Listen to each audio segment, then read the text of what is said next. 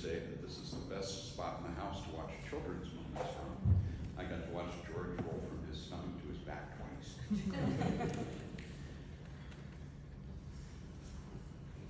This morning's scripture is from the book of Genesis, chapter 32, verses 22 to 32.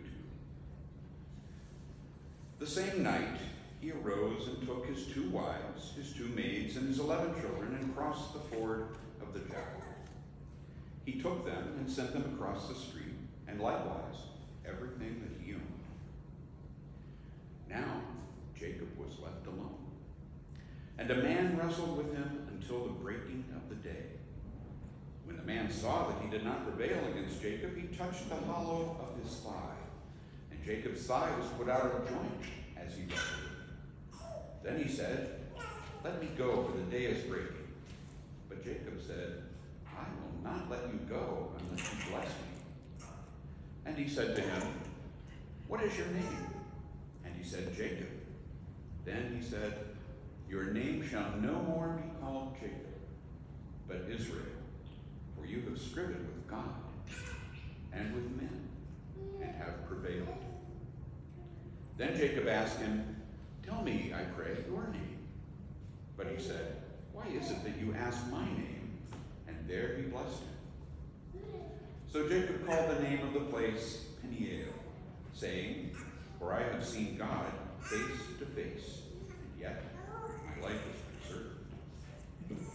The sun rose upon him as he passed Peniel, limping because of his thigh. Therefore, to this day, the Israelites do not eat the sinew of the hip, which is upon the hollow of the thigh, because he touched the hollow of Jacob's thigh on the sinew of the hip.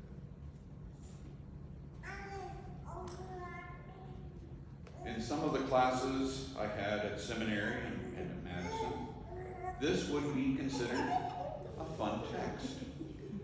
How many times have you heard me say that at the beginning of the sermon?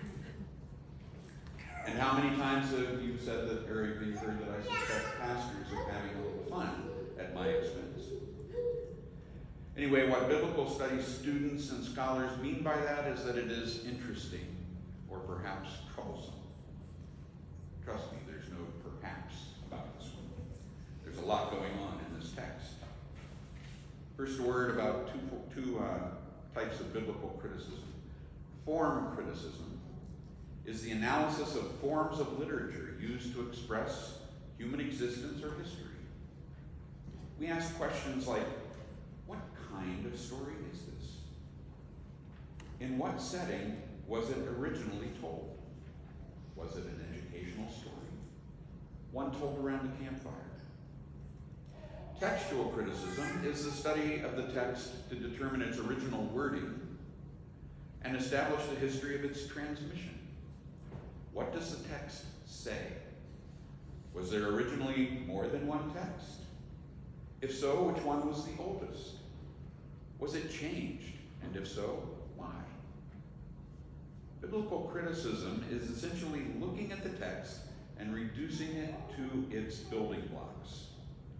Exegesis is continuing that process by putting the blocks back together and trying to determine how they operate. In form criticism, we look at genres. You all know what a genre is. Mystery, sci-fi, sitcom, romance, adventure.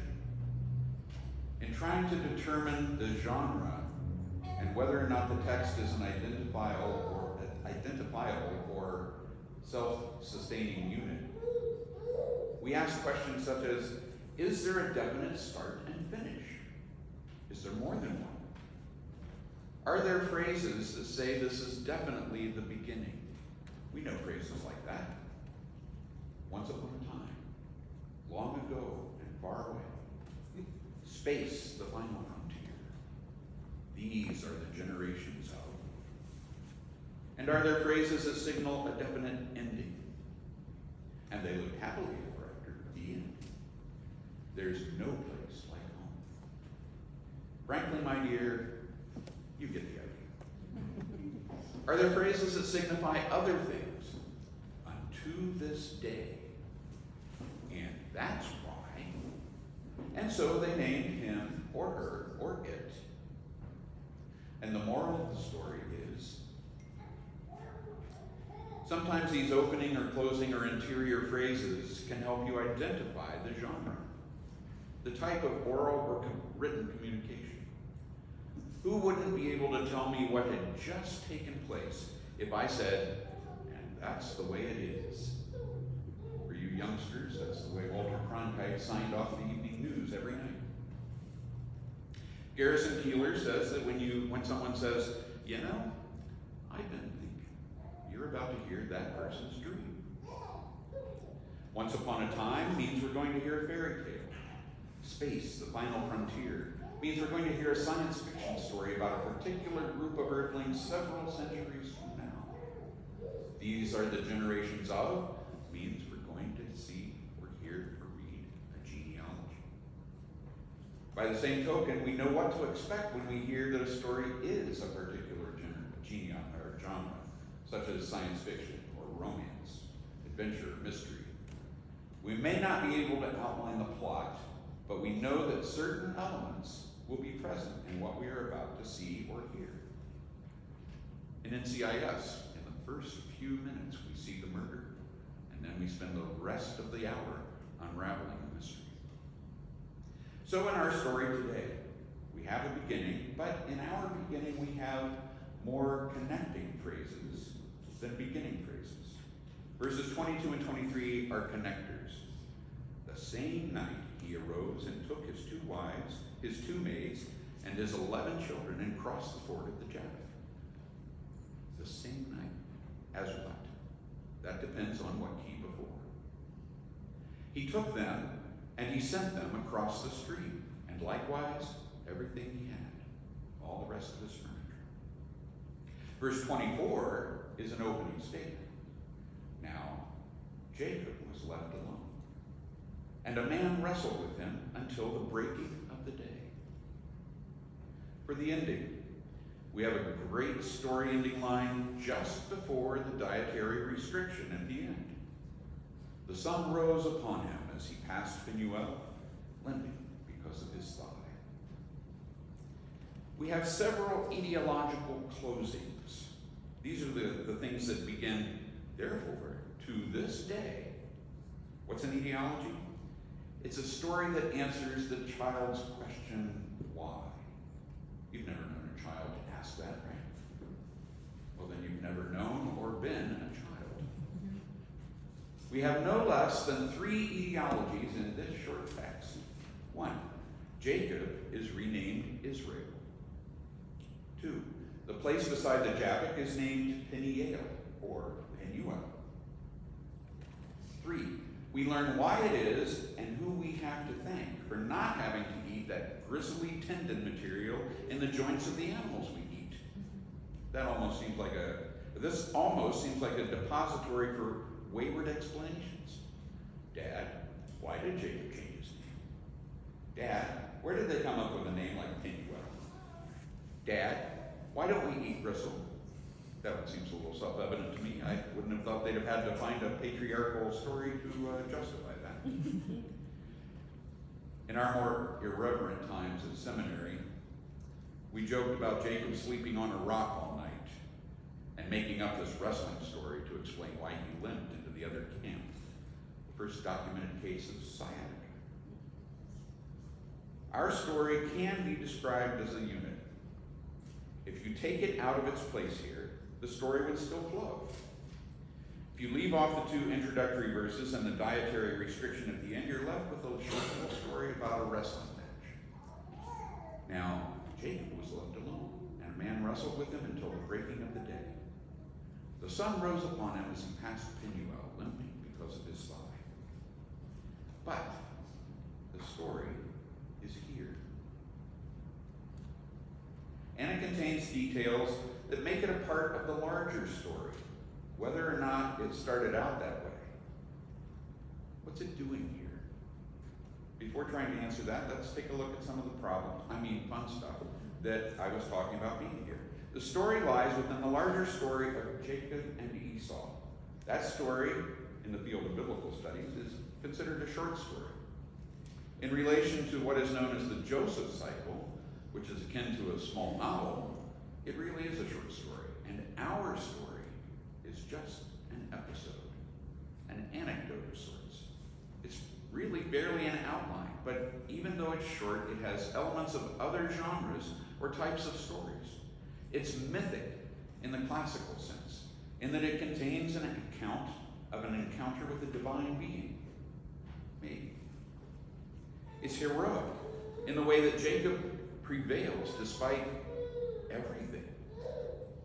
But it can't really be called a myth or an epic because it isn't long enough or detailed enough. But it is made up of the stuff of legend. Then again, it does contain details aplenty, but without any of the story that supports those details. When you submit the text to scrutiny, you really start to see some of those problems. These are the things that make studying the text fun and challenging. For example, Jacob's name change also happens in chapter 35, verse 10, at Padan Aram, in a situation that has nothing to do with striving with God. There, the blessing is elaborated on. It's the standard patriarchal blessing about numerous descendants, land, and so forth. So, which account of Jacob's name change is the right one? Jacob names Peniel, which is loosely translated as face of God. It's called Penuel in the next verse, and at every other mention in the Bible, which is the correct name. There are two crossings of the Jabbok. In verse 21, just before our story, Jacob and the present are separate. It has passed on before. He is in the camp. In verse 22, Jacob crosses as well. He arose, he took, and he crossed. In verse 23, Jacob took and sent them. Then in verse 24, he is alone. There seem to be two blessings. In verse 28, Jacob's name is changed to Israel, which we assume is a blessing. In verse 29, Jacob's adversary asks, "Why do you ask my name?" And he blessed him there. Did he bless Jacob twice?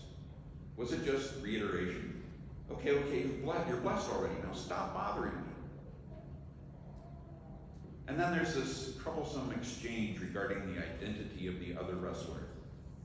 Verse 24, Jacob was left alone, and a man wrestled with him until the breaking of the day. Verse 25, when the man saw that he did not prevail against Jacob. Verse 28b, for you have striven with God and with men, and have prevailed. Which was it here? Verse 30b, for I have seen God face to face, and yet my life is preserved. Was that in this instance? So, was it a man? That's what we are told. But if so, why would it matter that day broke during the wrestling match? And why are they wrestling anyway? Remember me saying that the story has details without the story to back it up? These are things that are left out of the story. The opponent has the ability to bestow a blessing. Does that help? No. People did that then. Jacob, in fact, swindled his brother out of his aging father's blessing. The opponent states, you have striven with God and with men. The opponent, however, never identifies himself as God. Another problem with this entity being God is that he had to ask to be let go, even after his assault on Jacob's thigh. Jacob is the only one to say that he saw God, and he doesn't say, I wrestled with God. He says, I have seen God face to face. What did he mean? We'll come back to that. First, what do all these potential problems indicate? What do we say about how this passage came to be? It's very likely that the doublets, the things that seem to happen twice, indicate that two stories were put together to make one. It's possible that Israelite details were pinned onto a story from a Canaanite tradition or something older. There are instances of stories of river spirits who were mischievous sprites, playing tricks on humans, spoiling their plans, who were secretive about their identities because they could be summoned if a human knew their name. These things might explain how our story seems to have so many little parts. How some things seem to happen twice. How Jacob is renamed Israel in a slightly different way, in a completely different place 2.5 chapters later. But does it matter? Do all these little details make any difference? Yes and no. It's good to know if things were added to our text. Does that mean that we take them out? No. A friend of mine in Madison and I were talking about a couple of our professors who we had who really went over the edge sometimes on textual criticism.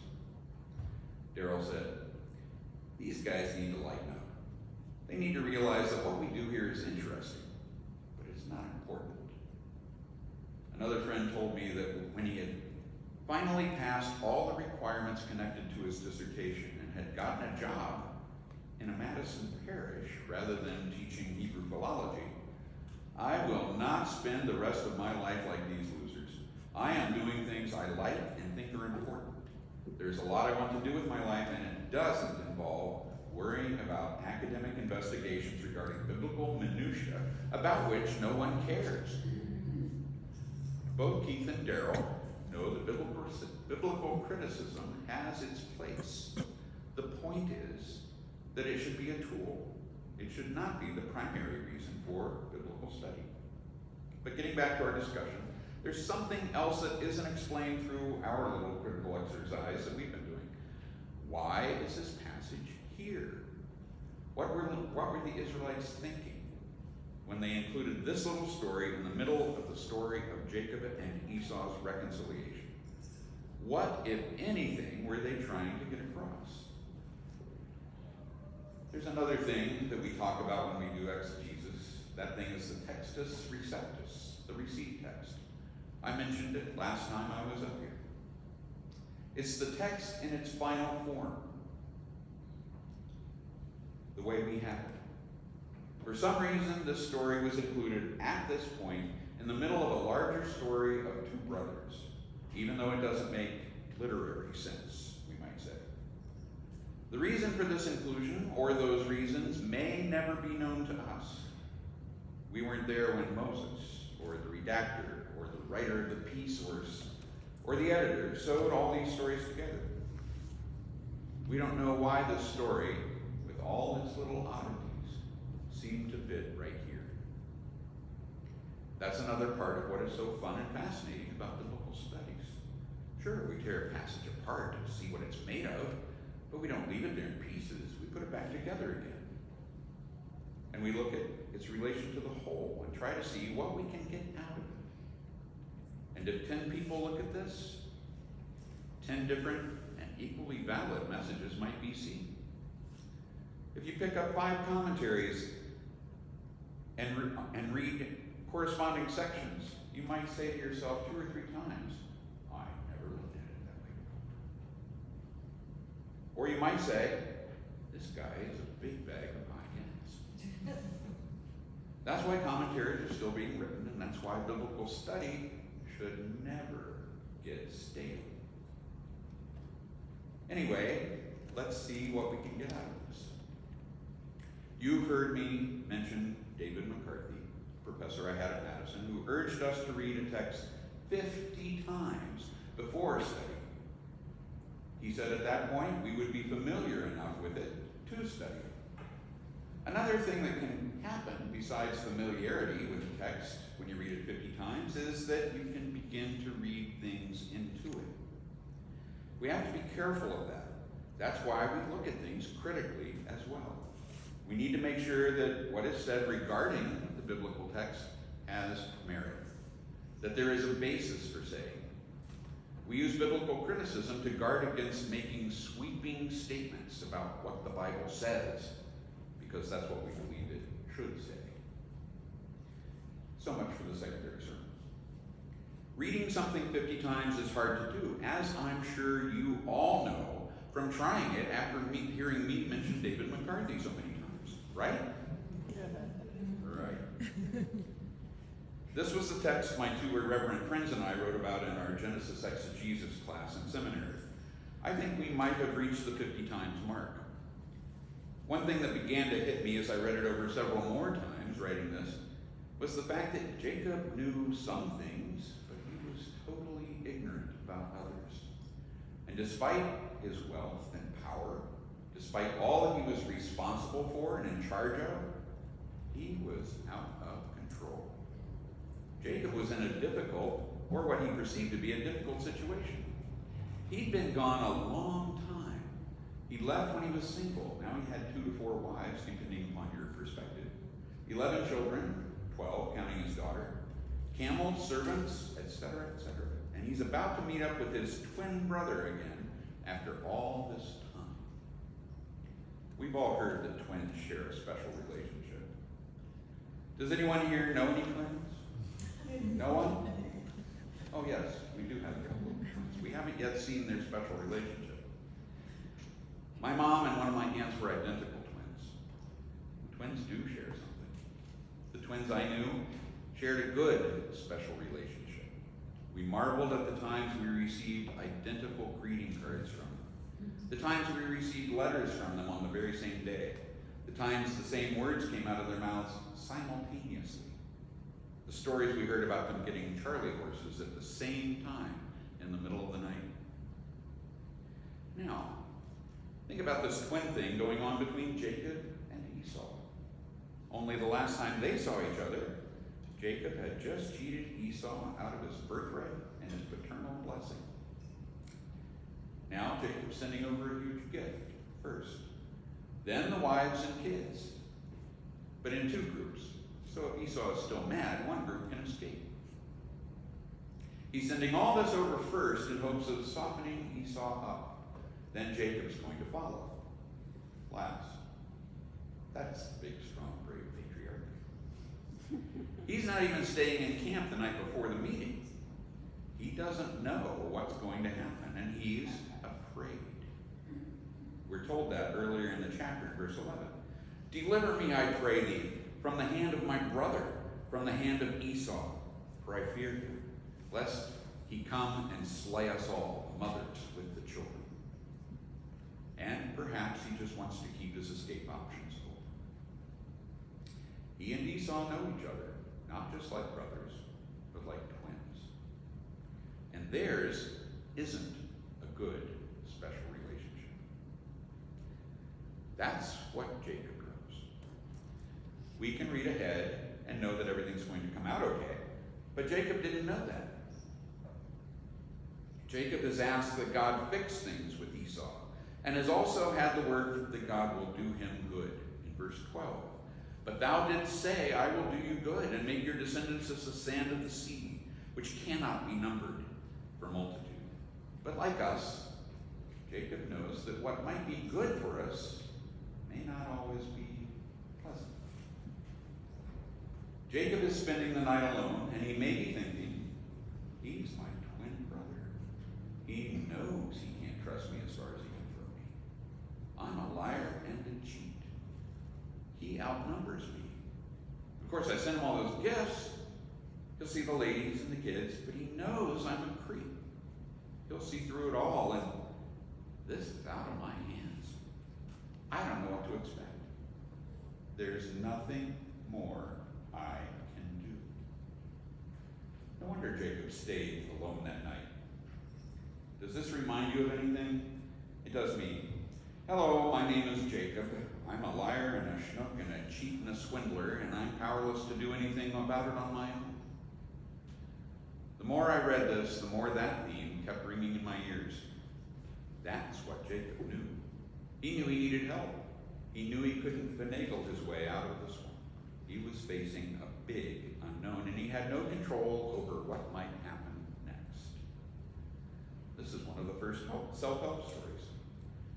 How many of you read self-help books? I do. I collect them. They fascinate me. I'm a great believer in the ability to avoid a problem through reading about it in someone else's life. It works. I'm not an alcoholic, not bulimic, not anorexic, not obsessed with my job. I don't beat my wife or use my credit cards until they're worked and they eat. All right, I'm kidding around a little, but I'm not making light of these maladies. And I'm not making light of the stories and books people have written about recovery or about self-help in general. These folks' stories are very inspiring. The only bad thing is the authors present the problem and their formula for dealing with it. What worked for them? Then people adopt the author's formula for dealing with their own problem. The formula for success for the author may not match that needed for solving the problem of the reader. Sometimes there's a perfect match, but not always. Which is why I can collect these books, because I find them at greatly reduced prices in used bookstores. Other people buy them, read them, and for some reason get rid of them. It may be because the formula didn't work, or because the people didn't, or hopefully because it was the perfect solution. But I digress. The thing they all have in common is that the person telling the story reaches a point in time when they know they're messed up and there's nothing more they can do on their own, and they seek help. Jacob has, for all intents and purposes, reached his low point. He's going home. He realizes how much he stands to lose if he doesn't change. Wives, children, possessions, possibly his very life. Or does he? He may, as I said before, just be keeping his options open. At any rate, he will realize these things before too long. Enter the nameless stranger, who, for some reason, decides to pick a fight. Did Jacob see him coming? Was he surprised? Is he thinking this is just another desert marauder, a villain, a bully, a thief, someone very much like himself? Did he see this guy coming and send everybody to the other side of the ravine thinking, I'll take care of this character in short order? Did he think it was Esau coming up from behind, sneaking in to have it out with him once and for all, one-on-one, winner take all? Was he thinking, what did I ever do to you? Was it someone from Jacob's past catching up with him to get even? We don't know. More questions and details without story. In just this short period, we have raised a whole bunch of questions that we can't answer from the text. Now, just because there are unanswered questions regarding the text doesn't mean that we can't find any meaning in it. That's the difference between criticism and hermeneutics. Criticism deals with what the text says. Hermeneutics deals with interpretation of the text. We know that they wrestled, and they were deadlocked. Now, here we have two burly men who've been wrestling all night long. How many of you have ever wrestled all night long? How many remember wrestling from PE class? Those matches are much shorter than all night, but those 10 or 15 minutes can seem to take an eternity and can be exhausting depending on which end of defeat you're on. This match, for all Jacob knew, was to the death.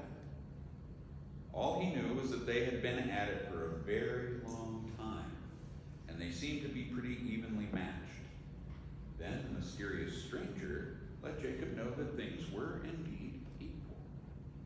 The stranger couldn't get away either, and since this individual seemed rather anxious about getting away before sunrise, Jacob now seemed to be regaining control. Not totally, though. He still knew he couldn't win hands down, so remembering that it had worked for him before, he tries to negotiate a blessing out of his opponent. You want to get away? Then bless me. Now, after reading a text several times, you start to pick up on the feeling of what's happening in a story. You know how you have a voice in your head when you read? When I edit physics articles, sometimes I hear Sheldon or Leonard from The Big Bang Theory in my head. As I read the text earlier, it could have occurred in a coffee shop across the table. The way we commonly read a text can be rather flat. Then he said, "Let me go, for the day is breaking." But Jacob said, "I will not let you go unless you bless me." But think about what's been going on. They've been wrestling all night long. Neither can break the other's hold. The point is coming for Jacob, and presumably for his opponent, when he won't be able to keep his grip. When he'll collapse in a heap, muscles quivering from exhaustion. If he can just hold on a little longer. Let me go. It's daybreak. Maybe the opponent was just saying, "This has gone on long enough." But Jacob answered either with part of the last strength he possessed, or perhaps with a scream of frustration. "Not unless you bless me." Any change in Jacob yet? No. He's still trying to outmaneuver his opponents. He still doesn't get it. He's still saying, "I have to get something out of this." This story is set up a bit like a mystery. You remember Perry Mason. You never knew who the guilty party was until the last courtroom scene. So here, we don't find out who Jacob has been wrestling or who he perceives himself to have been wrestling until the end. You've striven with God and men. I've seen God face to face, and yet my life is preserved. Now we can ask again, was it a man he was wrestling with? We still don't know. And we can ask again, does it matter? Is that the point? So Jacob got his blessing. End of story, right? Wrong. He asked for more. Next, he wants the definite identity of the adversary. But what does he get? Sciatica, remember? Jacob has received a physical reminder of this experience. He gets a new identity and a limp. Now, every time he walks, and every time someone calls him by name, he's reminded of that night and how blessed he is. Many wives, many children, many possessions, lots of furniture, reconciliation with his brother, and his life. But what else is he reminded of? His character. No more will you be called Jacob, cheater. Now you'll be known as Israel, God fighter. I don't think Jacob seeing God had anything to do with the wrestling match, other than that in the moment of his opponent's statement, Jacob saw himself for what he really was, and therefore stood uncovered and without defense before God. The wrestling match was the vehicle. The message from God, the encounter with God, was that moment, that enlightening, terrifying moment of self-realization. Jacob was a pretty self-indulgent and self-centered individual. He never thought of himself as striving with God. He was just getting by. But then, this very astute stranger accomplishes a very accurate character analysis and lets Jacob have it. Not just through some adept use of pressure points or body manipulation, but with a psychological slap in the face. It was like getting caught in the act. No fast talking. No denying. I am known. Down to the depths of my soul. That is wrestling with God, my friends. I find it more meaningful to think of encounters with God that occur in our hearts and minds. That means I needn't wait for a divine entity to engage me physically. It also means that such an encounter can be triggered by the words of a family member, a friend, or a complete stranger. That of God in anyone. Think on that for a moment. If we are the trigger, we likely will not know, and that's a good thing. When God's blessing comes, it may not be easy. It may be exhausting, but it comes with love and compassion and with loving kindness.